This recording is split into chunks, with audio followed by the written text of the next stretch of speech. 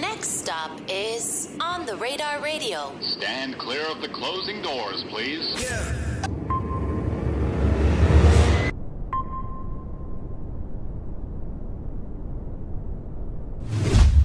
Yes, sir, baby. On the Radar Radio. Yo, special guest in the building. The Bay in the building. Frak in the building. My guy. The person. What's good, man? The person. Frak the person. But you go by just No, I Frak go by Frak. I just wanted to add But you just like adding the person. for engagement purposes. For engagement. At Frak the person on all social media, on TikTok, on Instagram, Twitter, right? Twitter too? Yep. Yeah, you are on Twitter because I did take some of your tweets. Go follow me on Twitter. Okay. Not like bad things. We were just talking about like... Let's get real. Like you're talking about like the... Because when we're recording this, the Keith Lee stuff happened recently. Right. But you had like a really good perspective on it. You said when Keith Lee says the city needs to intervene about the Bay, it's wild how many people interpret that as round up all the homeless with cops instead of fund social programs and affordable housing. Right. Great take, by the way. Thank you. San Francisco is like kind of like a Rorschach test of like what you think of the world, you know, because people be like, San Francisco, and then some people be like, oh, it's gross and dirty and there's heroin needles and you need to just like kill all the homeless. And then some people will be like, you know, San Francisco's gone through a lot of changes, you know, gentrification, tech coming in, and you have to consider the whole story and context when you talk about a city like that, you know what I'm saying? Right. Nah, and I think it's kind of like, you know, it's like New York or any other city where it's like there's a lot of, you know, we have our homeless issues here and there. We have X, Y, and Z, and like it's not so much about like, oh, what's wrong with the place or oh, we need the cops to do X, Y, and Z. It's like how can we help build the place up and create better livings for everybody, you know what I'm saying? And when you have a bunch of new people living in the city, which New York definitely went through, those people see the easy solution, like just round up the homeless and just take them away. You know, they bother me. They don't see like the humanity and like the actual shit that really led up to how they became homeless. Right. If you were gonna, because like if you had to send Keith Lee to some places to eat, where would you have sent him? Ooh, good question. La Taqueria on 25th and Mission, best burrito in the world. It actually got voted as the best burrito in the world. Get the fuck out of here, for and real? Since then, What's it's been kind of, it's got a little mainstreamier, like, you know, higher prices. But the know, burritos are still so good. I'd send them to Burma Superstar for some Burmese food. I'd send them to Good Luck Dim Sum for some dim sum. You know, I think he was trying to tap in with like certain areas, but he didn't really tap in with any like authentic Asian or Mexican cuisine, which is kind of like what we're the best at. Of course, yeah, West Coast. West Coast. Exactly. But I feel you. I had the same conversation with Overcast, who was here before you. He's from the Bay as well. Yeah, I said like, it's like when he came to New York, he didn't really hit like the spots in New York that I would have told bro to go to. You know what I mean? Right. And it is what it is. It is what it is. But you're very interesting because you rap, but you also are a battle rapper. And it was funny because I was, again, going to your tweets. I don't mean to just keep diving into your tweets, but like I love your Twitter account is very entertaining. Thank you. You're talking about your 2020 battle with Disaster. Right. And you said it was the funniest microcosm of 2020. Yeah. Because of just the aesthetic of it, everything going on. Yeah. Which is very interesting to me because I never had this conversation with the battle rappers who I do bring on this show. Yeah. Being a battle rapper in 2020 during the pandemic must have been really fucking weird. It was crazy. What was it like for you? Because you were kind of talking about like the mask hanging off, like everything going on. Like, what was that like? It was interesting because because everything was shut down. Twitch actually put on like a $50,000 battle rap tournament. Oh, for real? And first round, I got paired up with probably the biggest battle rapper at the time, Disaster, who you may know from his battle with like Cannabis and Cassidy. Right. Crazy Persian dude. You know, legend. But I battled him, and at the time, he was very, like, COVID denier, like, you know, the tunnels, the Illuminati, all that type of wave, but about COVID. And my angle against him was to bring out some graphs about COVID, right? But so I popped it out, but I had a feeling he's very aggressive. I had a feeling he'd not fuck with that, so he rips it out of my hand. But I pulled out an extra. I said, I brought another because I knew that he would rip it in half, like on the same rhyme scheme. And that moment, like, kind of went viral and, like, took off a lot because it wasn't COVID and because people were so hyper interested in that issue. It, like, that moment kind of was, like, in itself a microcosm of, like, all the heightened, like, opinions during that time and people stress, and the stress and all that stuff. So that was a hilarious moment for sure. That's so funny, man. So how'd you get picked to do that Twitch battle, too? It's a league called King of the Dot. They're actually Toronto-based, but we were the LA division, and they put on that tournament, and that's the league I really like came up in. That's fire, man. It's such a funny like you said, like a funny microcosm of 2022, because I never even really thought about it until I saw you tweet. I'm like, yeah, how the hell did they do all these battle rap? Like, how did battle rappers make a living during that? Well, I mean, obviously you have your own music at the same time, right? But not every battle rapper has Yeah, their own some music battle to lean rappers on. are just like full-time battle rappers, Right. And COVID randomly was like a really good time for battle rap because Drake sponsored this thing called Caffeine. Yes, yeah. Which is still going to this day, yeah. Yeah, they threw a lot of money at battle rap in the pandemic, and people were just kind of live streaming battle rap because everyone was home. Yeah. So weirdly, battle rappers made like a bigger bag in battle rap than they did then than they are now. That's crazy. What came really first for you? The battle rapper actually making music? Music was first, but like I came up like I was kind of like a child prodigy, like of freestyling. So like I was like in this competition called the MC Olympics. Okay. When I was like 14, and when I was like 15, I got to open for like Travis Scott and Casey Veggies in Oakland, and I was like kind of young doing it. But those MC Olympic competitions were like semi-battle rap related, like you had to like battle to win. But music has always been there first for me, and I kind of always use battle rap as a way to like funnel fans into the music and skits and other stuff I do. Opening up for Travis Scott and Casey Veggies was that the same bill? Yeah, and Casey Veggies and him co-headlined. Like at the time, that's how big Travis Scott was. That's a crazy bill to be on. Yeah. It's kind of legend. It's legendary as is for two very different reasons too. Because Casey Veggies being like just a legend in the West, and then obviously Travis being Travis is like, damn, it's like that was like one of the first shows you got the headline open up for. And when I won the MC Olympics, I won this rope chain as my award. But I was just this 15-year-old skinny white kid rocking a rope chain, and all the fans in there had no context for it. They're like, "What is this kid doing?" Right. But actually, my girlfriend now was there at the time on a date, and we like we reconnected that way when I was like 15 years old. So. Everything happens for a reason, you know. That's your girlfriend was at that same show. Yes, but did y'all didn't know each other at the time? We were like Facebook friends, but we didn't really know each other yet. But that was a crazy moment. My boy was plotting. Literally, my son was plotting. How many years later did you start dating her? 10 years later. Yeah, my son was plotting Come for 10. on. Hey, fellas, decade-long plan. Fellas, long game. Long game. Be patient. She gonna come home. She gonna come home. I'm sorry, bro. I had to do that. I love it. That's mad funny. So y'all, I don't mean to keep prying, but now this is very interesting to me. Yeah, come on. So y'all met. So y'all just reconvened later on in life. Yeah, we actually reconvened in the pandemic, and that's even crazier. Yeah, linked up. What's her name? Hannah. Shout out Hannah. Shout out Hannah, man. Good for you. Look at that. No, you want to know why it's funny that you said that? Just real quick side note. Like I was watching this. It was on Twitter. Like Roman Atwood and his wife. You know who Roman Atwood is, right? The YouTuber.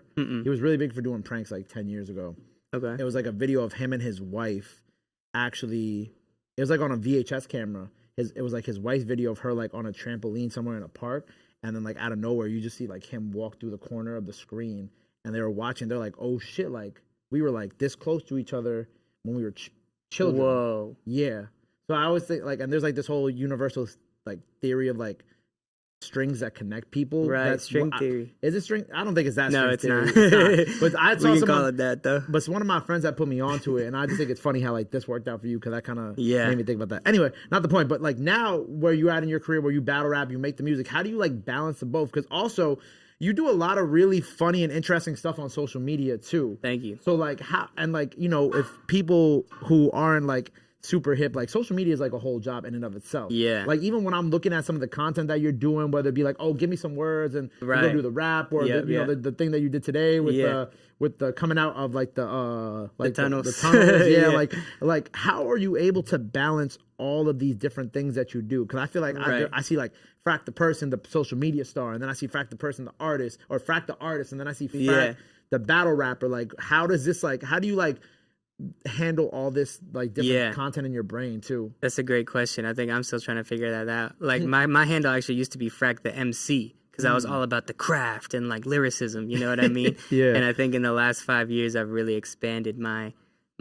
talents, you know, try being comedic, doing skits. We do like cartoons, battle rap cartoons. I do the rap battles. So I think all that stuff though helps me grow in other areas. Like trying stand-up comedy helps my stage presence in music. You know, trying battle rap is like the most nerve-wracking shit ever. So having to do that makes me not as nervous for all the other performances and concerts I got to do. So I think the variety actually helps me like grow as a complete package of artists, you know? Right. The Bay Arnold shit is really dope. I like that a lot. Oh, thank you, bro. The Bay Arnold out now. Go stream that. That's Thank out you, now. man. Yep. But like, yeah, because it's kind of like, it's interesting because like you have your more like the Frak the MC. I'm gonna start saying that now. You got like the more serious Frak the MC music, but then you get like something like Bay Arnold, which is just kind of like a fun little homage to like being from the Bay, but also Hey Arnold. You know what I'm saying? Like, I kind of like I like seeing shit like that because people do enjoy that type of music as well too. Right. As much as they enjoy like the lyrical miracle type, people also like you know like a little parody, but a parody that actually like has substance and is just a parody for the sake of being a parody. For sure. You know what I'm saying? Yeah, I think honestly doing battle rap, like I think a lot of white rappers go through this where we have a chip on our shoulder, like I need to prove I can rap and rap really well. I think doing battle rap, like being able to be a battle rapper and succeed at like the height of like no one can ever question me as a rapper because I've beat so many other rappers in rap battles. When I come into music, it allows me to really just let go and have fun and create a vibe and, you know, try doing melody and other shit to actually not have to prove I'm a lyricist when I'm doing music, but more just like make something that people really, you know, vibe with. Right, I agree. And then, you know, also like you had, well, congrats on the Sway freestyle too, because as much as you, bro. You know, as much as I love On the Radar, like Sway's one of my biggest inspirations with a lot of what I do. And I love seeing artists still getting the chance to go up to Sway and do their shit. Congrats on that, first of all. Thank you, man. But you did tweet something. You did say something about me and Wyclef there. You said, my undefeated streak is over. Right. Wyclef just 30'd me in a one-rounder. Explain to me the situation and the interaction between you and Wyclef at Sway. It was, first of all, like, Sway is a legend. And, GOAT. And even you interviewing me now, like, I see the inspiration because when I interviewed with Sway and with you, like the questions were like it was real journalism being done, thank you. You know? Thank you. That's right. And with Sway too, it was like he really did his research. He asked really meaningful questions, and that was really surprising to me because I thought I was just going to go up there and rap. So most people think when they come here too, funny enough, which is great. Yep. But being there was amazing, dream come true. And then we did the interview, and then Sway's like, I'm like, bring who in? And then Wyclef just comes walking in. He's like, I want you to rap for Wyclef. And I did a written and then I did a freestyle with words. So I got words from like Sway, Wyclef. Wyclef hit me with like pneumonia and like hard ass words to freestyle. What did you rap pneumonia with? I think Corona. It works though. So it was a little sickness bar. But it was definitely that like heightened the experience because Wyclef also is an inspiration of mine. Sway's in the room and it was just crazy. And then did my freestyle. They gave me huge props. It was like a crazy moment. That's dope, man. I think that should come out like tomorrow. And then afterwards, Wyclef's like, okay, now that the cameras are off, now that we're off air, Frak, come over here. And he's just such a big fan of battle rap. He wanted to show me his battle rap bars. So he's like, you go first. And I was like, okay, what are we doing here? So I just like kicked some freestyles of shit of it going on in the room, That's you know. so cool, man. But then Wyclef came back at me with like a 5-minute like battle rap round where he was just in his bag. Like he clearly is a student of the culture. Yeah. And he was like going at me. I was like, I think I just got bodied by Wyclef Jean. And I was very happy about it. You know, that's the only body bag you could leave happy about, you know. I respect that, man. I respect that. No, first of all, congratulations on that. Because that's just like a cool full circle moment to have. I think as like an artist in general, like to be able to do something. And like that's a very like Sway. Because I used to work at Sirius for a little bit. Oh, for real? So that's a very like Sway in the morning story. I'm not going to lie. I love that. But also, you know, I saw you in a rap group at one point, right? When you were a kid. I saw the debate. Oh, you saw that? I wrote this down too because I was combing through your social media. I was just finding cool things to talk to you about. And you said when you were... This is turning into some Nardwar shit, y'all. It's on your social media, though. No, Nardwar that you can't even find. But this was cool because this is like... I'm going to just read it. You said when we were 14, we started a rap group called For Real, the 3 members, but the 4th member was the music. That is so corny, bro. That is so corny. But it's so funny. I love it. And then you said hashtag deep, hashtag conscious. A decade and a half later, we bring to you Bay Arnold. Honored to been rocking so long and shedding our corny beginnings. Yeah. That's beautiful, man. Thank you, bro. Talk to me about the beginning of For Real. Yeah, okay. So shout out my boy Cali J, who's on Hey Arnold. He's still really killing it as a MC in the Bay Area. And then the other member was this dude Herd Bird, who's now like a sports journalist and killing it. He's not rapping anymore. Not But it was anymore. the three of us, and then the fourth member was the music. You know, most rap groups start like ignorant and then eventually like get conscious as they learn more. We started the other way around. We started so conscious when we had no idea what we were talking about. We were talking about like capitalism and we didn't have any idea what we were rapping about, but it was very cute. Our high school loved us. They all threw their fours up when we performed at the assemblies and stuff.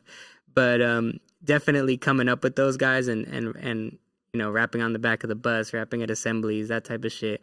I think really we learned our craft and are able to be, you know, actually not so bad now. You didn't want to get that up. You didn't try to get the other member out of his retirement to come rap. We should, man. Herdbird, this is for you, man. We need you back.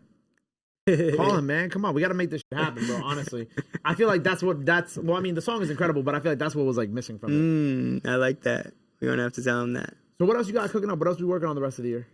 Man, I'm about to put out an album.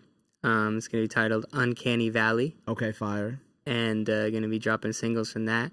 And then doing this Foursquare series. Stunna Man was just up here. Yep, shout out Stunna Man. He's on the first one of those. Callie J, Bay Arnold, all those are part of a series called Foursquare. We go 4 bars back and forth with Bay Area artists, but also we're gonna expand beyond the Bay Area. But it's just kind of like 1 to 2 minute songs, just kind of sparring.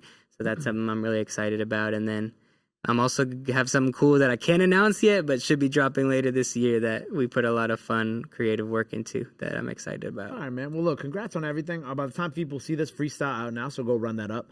Before we get out of here, bro, anything else you want to let the people know where they can follow you, all that good stuff? Now's the time to do it. It's camera on the right here. Frak the person, tap in with your boy. Shout out Gabe, shout out On the Radar, dream come true. There you go, man. Well, look, make sure you go check out everything he has out now. Go watch our freestyle and then go watch the Sway freestyle. Shout out to my whole family over there at Sway in the Morning. Go check that out. Make sure you run up Bay Arnold. Make sure you run up everything he has out now. Go show him some love. Go show him some support. Love is free, support is free. But you already knew that. Till next time, Frak, at Frak the person. We out. Bow.